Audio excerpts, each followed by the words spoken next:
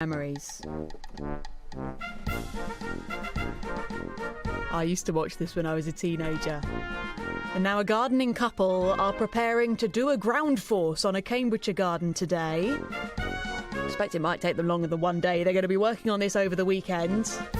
It's Tom Atwood and his wife Abby. They've been fundraising and finding supplies to make over their old friend Sam's backyard. It's because they thought Sam deserved a good turn at what's been a difficult time for him and his family. And Sam thought their generosity deserved some recognition, so he's here this morning. Sam Barker, good morning. Morning. Thank you very much for having me. Well, thank you for coming in. Now, you bought your first home in Cambridge earlier on this year. How are you finding the place? Yeah, it's one of the 1948 prefabs up on the Barnwell estate. So it's fun. You have to use a hammer drill to get pictures into the wall. And we've been doing bits and pieces of work on it.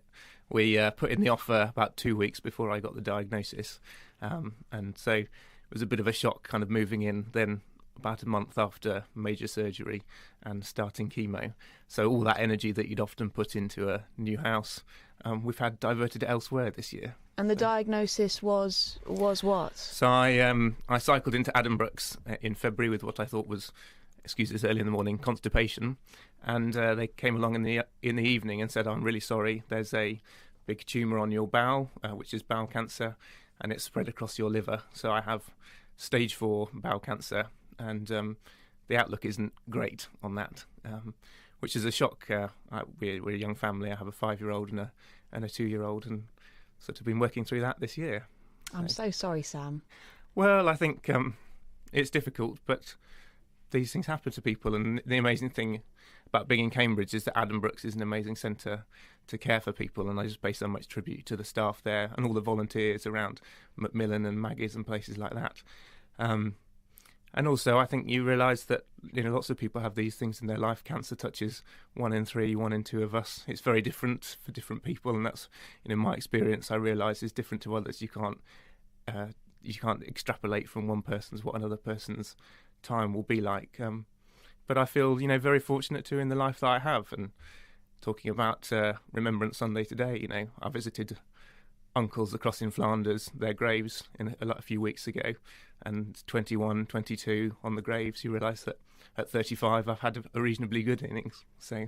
And you're wearing your poppy on the left side of your jumper this morning. I mean, what a full-on year, a house move, maybe a job move as well. I don't know. I'd imagine that with the cancer diagnosis as well, you haven't had much time to do much to your new garden, and this is where your friends step in. Yeah. What happened? So my friend Tom is a very talented gardener. He trained at Kew.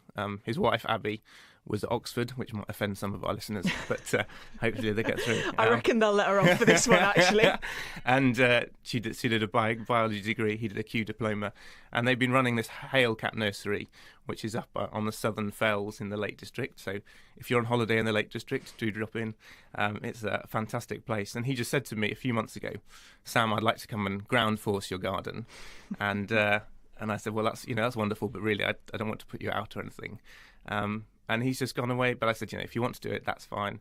And he's gone away and done it. And not only is he kind of donating his own stock, but he's rung round a few school friends and a few others just to say, this is what's going on with my friend Sam, and if you'd like to chuck things in. And he's doing an amazing job. So I've just had a text message. The shed has arrived this You're morning. Getting a shed? We're getting a shed as well. Oh, my goodness, Sam. A man with a shed. I don't yet have a model railway to put in it, but it will be somewhere to put the bikes, being Cambridge.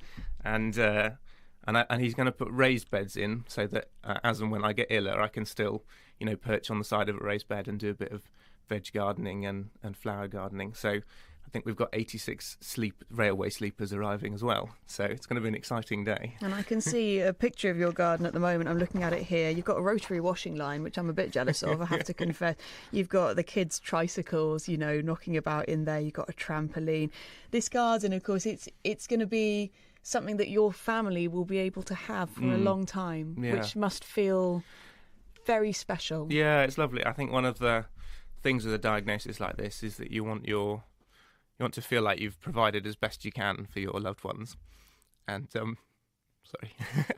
and just having a garden that's a bit easier to manage than the one we've got. I think he's designing it so that it can get quite overgrown, and so it doesn't get overgrown.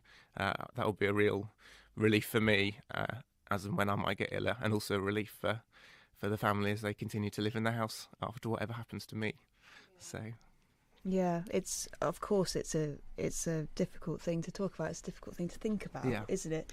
And I commend you for your positive attitude this morning. I mean, you got in touch with us and said, "Can I come on?" Why did you want to come on this morning?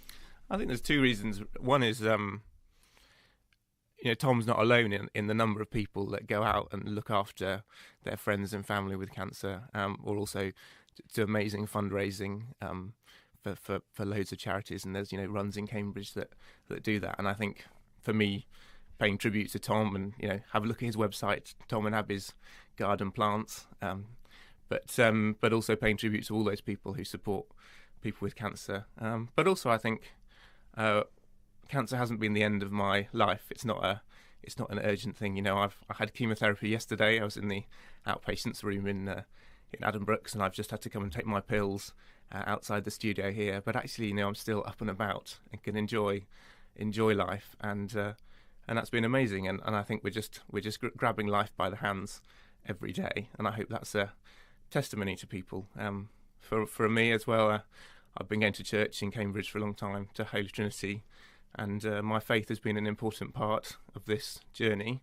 I think knowing that I have someone up there looking after me, and also having, death is not something I'm too frightened of.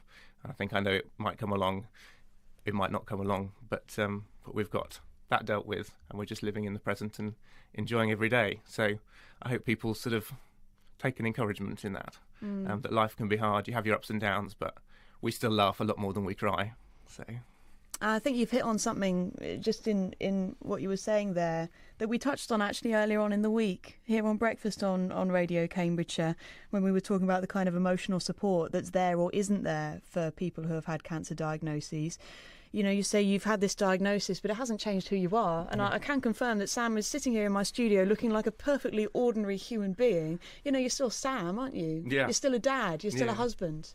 I think, being a dad is an amazing thing. Children keep you very grounded. You can't. My little 2-year-old ran in one day and he was like, "Oh, is your hand poorly, Daddy?" Because I had the plaster on from where I had the chemo. And then he said, "I'm getting naked," very loudly. And there's not much you can do with that. You can't sort of be very sad for very long when you've got kids around. So that keeps you in the present. But yeah, you are yourself. And Cambridge is a very funny place to have cancer. In most places in the world, I think cancer is a very difficult thing. In Cambridge, whenever you go to a parent and child group, you meet someone who's doing a PhD in cancer. So you're quite, there's always interesting conversations to have as well. It's a pretty unique environment. It is, yeah. Well, I hope that your garden looks splendid by Monday, you. Sam. Thank you very much for coming on and being so honest about your story this morning, and credit to Tom and Abby. Yeah. For wanting to come and do a ground force. Tom will actually be on Breakfast with Charlie Thompson tomorrow morning, so the story continues here on BBC Radio Cambridgeshire. BBC Radio Cambridgeshire. It's 16 minutes to 9. We'll go to the roads with James. Thanks, Dossie. The traffic through Willingham still very busy, especially southbound, mainly southbound along the High Street through the roadworks. Looking at the speed sensors, not quite as bad as it was yesterday, but in fact, it's still very busy there. The A10 busy and slow down to the Milton interchange. The A14 easing all the time really from Fenstanton towards Girton. The A428's moving quite well now, and no problems on the A1. Into and out of Peterborough, all seems fine. The A47 back to normal at I Green. It's eased off considerably now. And checking the latest on the trains, well, there are problems with level crossing barriers. First of all, at Brandon, a fault with the barriers means 10-minute delays between Ely and Norwich. And the level crossing barriers at the Chesterton Junction level crossing have been damaged because they were hit by a car earlier. So delays through the area, 10-minute delays or so between Cambridge and Ely stations. Keep us up to date. Anything that you spotted on the roads, do call me on 0330 1233 551. This is James Worley for BBC Radio Cambridgeshire Travel.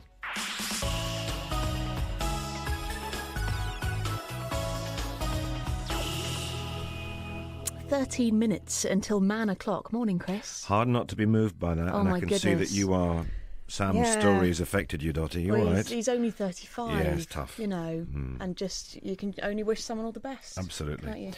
Which we do, and very brave of him to come on and talk about absolutely. it. Follow that story tomorrow on Charlie's show. We are talking about